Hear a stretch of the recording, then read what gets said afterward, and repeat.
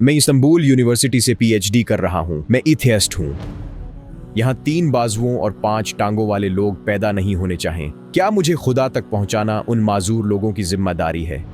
क्या उसका पैदा करना और ये कहना कि मेरी मखलूक को चाहिए कि मुझे पहचाने, ये जाहिर नहीं करता कि वो हमारा मुहताज है? नहीं, इससे ये जाहिर नहीं होता। कुरान की एक आयत के मुताबिक वो जिसे चाहता है गुमराह कर देता है और जिसे चाहता है हिदायत दे देता है। फिर उसमें मेरा क्या कसूर है?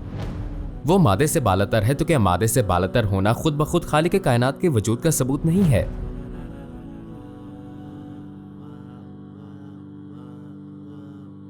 अगर ये वीडियो YouTube पर पोस्ट कर दूं तो मसला तो नहीं? कोई मसला नहीं। आप क्या करते हैं? स्टूडेंट हैं या काम करते हैं? मैं इस्तांबुल यूनिवर्सिटी से पीएचडी कर रहा हूँ। क्या आप किसी पर ईमान रखते हैं? मैं इथीज़म और फलसफे को मानता हूँ। मैं एक लंबे अरसे तक मुसलमान रहा, आम से अंदाज में, फिर लंबे अरसे तक डीइस्ट रहा, अब मैं इथीस्ट हूँ। किस बात से आप कायल हुए कि कायनात का कोई खालिक नहीं है? क्या आपको कोई सबूत या इशारा मिला? रिलीजन्स के मुताबिक खालिक कायनात हर शख्स का जाती खुदा है।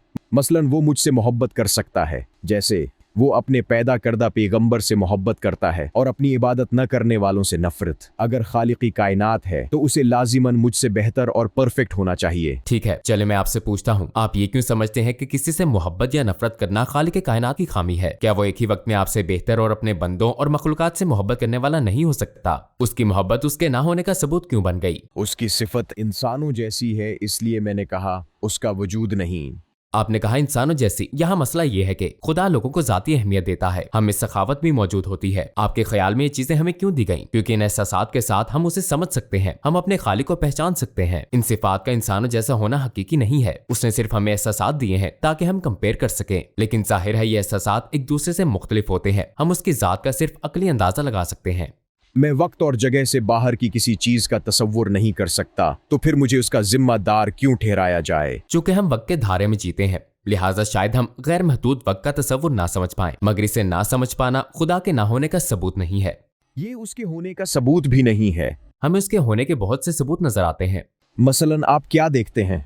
मगर ओके, चलें इसके मुतालिक समझने की कोशिश करते हैं। अगर हम बिल्कुल बुनियाद से समझे तो हर चीज मादे से बनी है, या ये कि खालिक कायनात मादे से बालतर है। ठीक, हाँ। कायनात में 2 तरह की तख्लीकात हैं। एक, किसी चीज के बगैर यानी शुरू से तख्लीक करना। 2, पहले से मौजूद मटेरियल से तख्लीक करना। अगर मैं तख्लीक के ये दोनों तरीके देखूं तो ये सब कौन करता है? ज़हनी और अकली तौर पर मैं एक अंदाजा लगाऊंगा। मसलन पहली किस्म यानी किसी चीज के बगैर तख्लीक के लिए ऐसी जात का होना जरूरी है जो हमेशा से हो और जो किसी चीज की मोहताज ना हो। अगर पहले से उसका वजूद ना हो तो वो शुरू से खुद को तख्लीक नहीं कर सकता, क्योंकि पहले से उसका वजूद ही नहीं। अगर वो किसी शख्स या चीज का मोहताज हो तो कोई नई चीज पैदा नहीं कर सकता। इसके लिए ऐसी जात की जरूरत है जो हमेशा से मौजूद हो और जो किसी का मोहताज ना हो। तसव्वुर करें एक दिन आप सुबह जागें, अपना गैराज खोलें और वहां एक फरारी पाएं। हम कहेंगे किसी ने लाजमन इस कार को वहां खड़ा किया है ना? जी हाँ। क्यों? क्योंकि हम जानते हैं कि फरारी खुद से वहां पैदा नहीं हो सकती। इस बात को कोई भी आसानी से समझ सकता है। और अगर कायनात शुरू से वजूद में आई है तो हम कहेंगे कि ये किसी के एक्शन के बगैर खुद वजूद में नहीं आ सकती। हम कहेंगे ये वो जात है जो वक्त की कैद से आजाद है, जिसका हमेशा से वजूद था और जो किसी की मदद का मोहताज नहीं। अगर हम मादे को देखें तो वो बदलता रहता है। आप लॉ ऑफ एंट्रोपी जानते हैं, इसमें क्या होता है? मादा आहिस्ता आहिस्ता खत्म हो जाता है। जो चीज खत्म या तब्दील हो जाए वो हमेशा बाकी नहीं रह सकती, क्योंकि हमेशा रहने वाली चीज गैर महदूद, ना बदलने वाली और मुस्तकिल होती है। फिर मादे में वो खुसूसियात भी नहीं है जिनकी मैं बात कर रहा हूँ, हमेशा बाकी रहना और किसी का मोहताज ना होना। हमने बिग बैंग से क्या समझा? मादा किसी चीज के बगैर वजूद में आया। कायनात फैल रही है। अगर कायनात फैल रही है तो टेप रिवाइंड करने पर क्या होगा? कायनात सिकुड़कर एक नुक्ता रह जाएगी और हम इब्तदा पर पहुंच जाएंगे। लिहाजा मादा खुद ये सब नहीं कर सकता था। दूसरा ये कि हम मटेरियल्स इकट्ठा करके एक इमारत खड़ी कर सकते हैं। दूसरे अल्फाज में ये दूसरी किस्म की तख्लीक है, मसलन मुसलसल तख्लीक और रोजाना लाखों मखलूकात का पैदा होना। ये तामीराती सरगर्मियां हैं। बिल्डिंग बनाने के लिए 4 खसूसियात लाजमन इकट्ठी होनी चाहिए। कौन सी? इल्म, इरादा, इख्तियार और जिंदगी। इनमें से कोई एक भी ना हो तो कोई तामीराती सरगर्मी नहीं हो सकती। मसलन तसव्वुर करें आप साहिल समंदर पर हैं और उस पर एक घर बनाना चाहते हैं, चाहे रेत का ही हो, तब भी ये 4 खसूसियात मौजूद होना जरूरी है। इल्म का मतलब घर बनाने के तरीके की मालूमात है। इरादा इस फैसले की अहलियत का नाम है कि काम किया जाए या नहीं। इख्तियार का मतलब है ताकत। और फिर जिंदगी, एक मुर्दा चीज रेत से भी घर नहीं बना सकती। सकती। घर की इस मिसाल की तरह इस दुनिया में हर सेकंड में 4 लोग पैदा होते हैं और लाखों मखलूकात पैदा होती हैं। लिहाजा इनमें से हर तामीराती सरगर्मी के लिए ऐसी जात की जरूरत है जिसके पास इल्म, इरादा, इख्तियार और जिंदगी हो। और फिर जब मैं एटम्स और मादे को देखता हूँ तो इनमें ये 4 खसूसियात नहीं है। हमारे मुताबिक 2 ही ऑप्शंस हैं, मादा या फिर मादे से बालतर कोई जात। लिहाजा अगर मादे में ये खसूसियात नहीं है तो फिर मादे के पार ना देख पाने और वक्त की गैर महदूद हसीयत को ना समझ सकने के बावजूद मुझे कहना पड़ेगा कि किसी जात का वजूद है।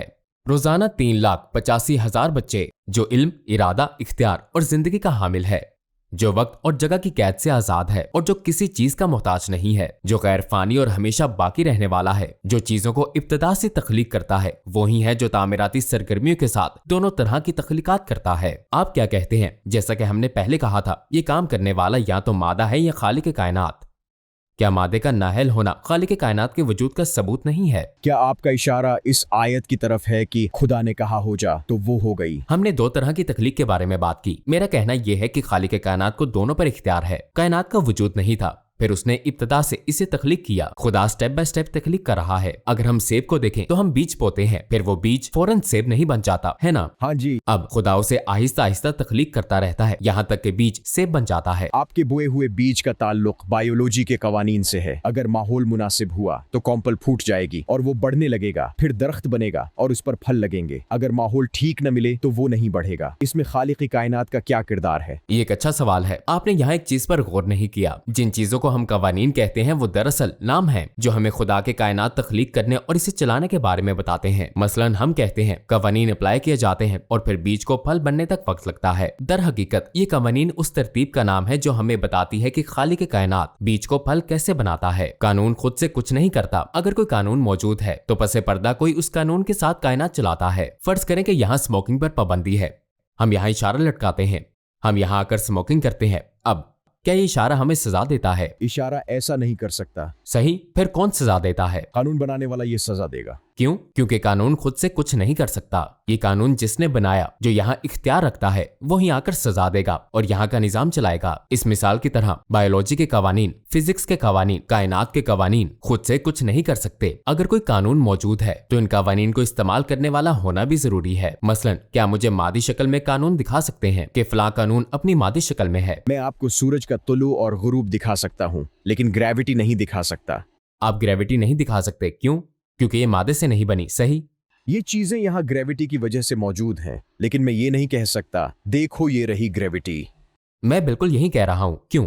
क्योंकि ये मादी चीज नहीं है। ये वो चीजें हैं जिनके अंदाजे हम जहन में लगाते हैं। ये हमारा अकली अंदाजा होता है। यहाँ नजर आने वाले कवानीन उन तरीकों के नाम है जिनके जरिए खुदा कायनात और मादे का निजाम चलाता है। अगर कोई सिस्टम हो तो उसे चलाने वाला भी होता है। अगर कोई कानून मौजूद हो तो उसे अप्लाई करने वाले भी होते हैं। लिहाजा ये बात एक बार फिर खालिक का वजूद साबित करती है। क्या आपके ख्याल में कायनात बहुत ज्यादा ऑर्गेनाइज्ड है? मेरे ख्याल में तो यहाँ अफरा तफरी है। हमें सूरज के तुलू और ग़ुरूब का वक्त पता है। सही, बिल्कुल। क्या कभी हम खबरों में सुनते हैं सूरज ग्रहण होने वाला है जो सदी में एक बार होता है? हम इंतजार करते हैं और वो बिल्कुल बताए गए वक्त पर होता है। चूंकि ये पेशगोइयां मैथमेटिक्स फॉर्मूलों के जरिए होती हैं, तो क्या इनसे ये साबित नहीं होता कि यहाँ कोई बेतरतीबी नहीं है? आप यूनिवर्सिटी गए और अभी आप पीएचडी कर रहे हैं, आपके पास मास्टर्स की डिग्री है, आप जरूर अब तक अपनी क्लासेस में सैकड़ों फॉर्मूले देख चुके होंगे। हो सकता है आपको उन्हें याद भी करना पड़ा हो, है ना? हाँ। आपके याद किए हुए तमाम फॉर्मूले दरअसल हमें क्या बताते हैं? वो बताते हैं कि कायनात को एक तरतीबी निजाम चला रहा है। क्योंकि अगर फॉर्मूला है तो तरतीब भी है। किसी अफरा तफरी और बेतरतीबी की जगह पर आप एक फॉर्मूला निकालें और कहें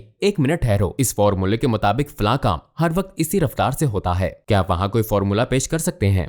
फॉर्मूले मुकम्मल तरतीब जाहिर करते हैं, आप ठीक कह रहे हैं, मगर फिर इस मुनज़्ज़म कायनात में 3 बाजुओं और 5 टांगों वाले लोग पैदा नहीं होने चाहें। पहले हमें खुद से पूछना होगा, क्या इस तरह के वाकयात 99% होते हैं? 1% या 1 मिलियन में सिर्फ एक के साथ अगर वो प्लान के मुताबिक जानबूझकर ऐसे 1% लोग पैदा करता है तो हम उसे खामी नहीं कह सकते। मसलन अगर मैं माइक्रोफोन लूं और इसे फोन की तरह इस्तेमाल करूं तो आप उसे खामी नहीं कह सकते। हाँ, हम इसे खामी नहीं कह सकते।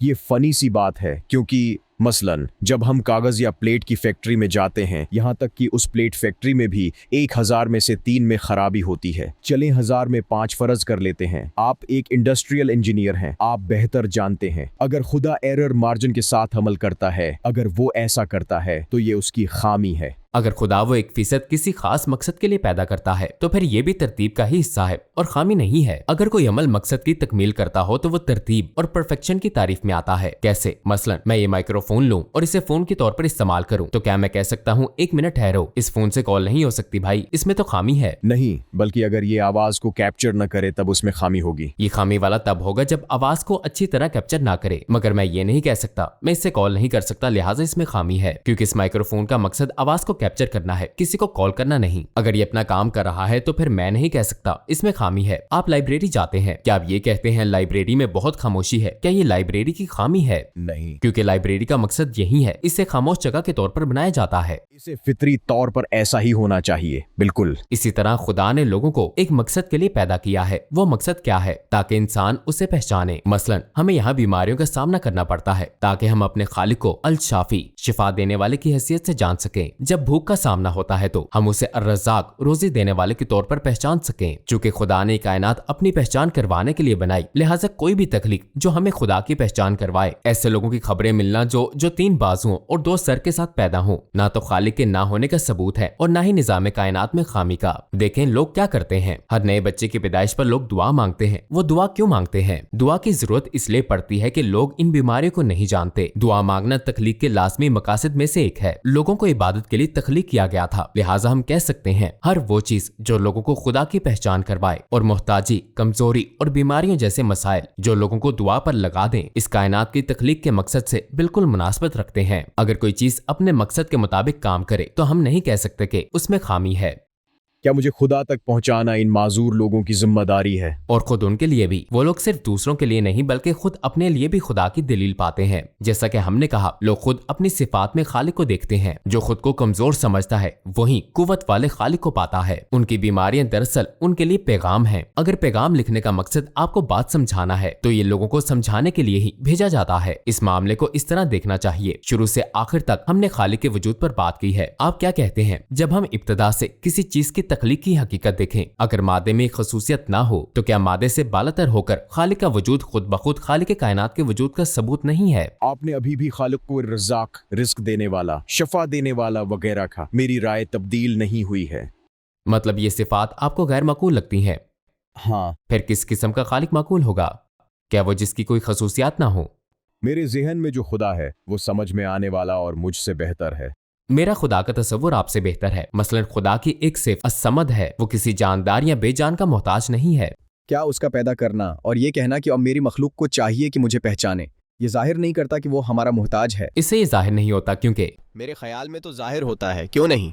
अगर हम कहेंगे मेरे ख्याल में, तो हम मामले की सच्चाई तक नहीं पहुंच सकते। हमें यहाँ सबूत को देखना होगा। उससे आपकी या मेरी राय तब्दील नहीं होती, मगर मैं इसी तरह समझता हूँ। तसव्वुर करें एक माँ अपने बच्चे का सर चूम रही है। वो पिछली रात को नींद से जागी, अपने बच्चे का सर चूमा और दोबारा सोने चली गई। उसने ऐसा इसलिए किया कि वो ये करना चाहती थी, राइट? हाँ। दूसरे अल्फाज में ये उसकी जरूरत नहीं है। खुदा के लिए तख्लीक भी ऐसी ही चीज है जिसे वो करना चाहता था। ये उसका इंतखाब था, इसलिए नहीं कि उसे इसकी जरूरत थी। हमने शुरू में कहा था उसका गैर फानी होना जरूरी है ताकि वो इब्तदा से चीजों को तख्लीक कर सके। उसे किसी चीज का मोहताज हरगिज नहीं होना चाहिए ताकि वो चीजें तख्लीक कर सके और नशोनुमा जारी रहे। अगर कोई चीज गैर फानी हो तो उसकी रहमदिली भी लामहदूद होती है, उसकी ताकत भी लामहदूद होती है। उसके लिए मोहताजी की कोई गुंजाइश नहीं होती, क्योंकि हम हर लिहाज से मुकम्मल होने की बात कर रहे हैं जिसकी कोई हद नहीं होती। लिहाजा हम कह सकते हैं ऐसे किसी चीज या जानदार की जरूरत नहीं। अगर आप पूछे उसने क्यों तख्लीक किया, तो तख्लीक उसके नामों और सिफात की एक झलक है। कोई सखी हो तो वो अपनी सखावत दूसरों को भी देना चाहेगा। अगर कोई सिफ्त मौजूद हो तो वो सिफ्त छलकना और सबके सामने आना चाहेगी। जो खूबसूरती और परफेक्शन का मालिक होगा वो अपनी खूबसूरती और परफेक्शन जाहिर करना चाहेगा, यानी खूबसूरत शख्स अपनी खूबसूरती का इजहार करेगा। चूंकि खुदा ना खत्म होने वाले खजानों का मालिक है, उसकी ताकत गैर महदूद है, लिहाजा उसने चीजों को तख्लीक करना चाहा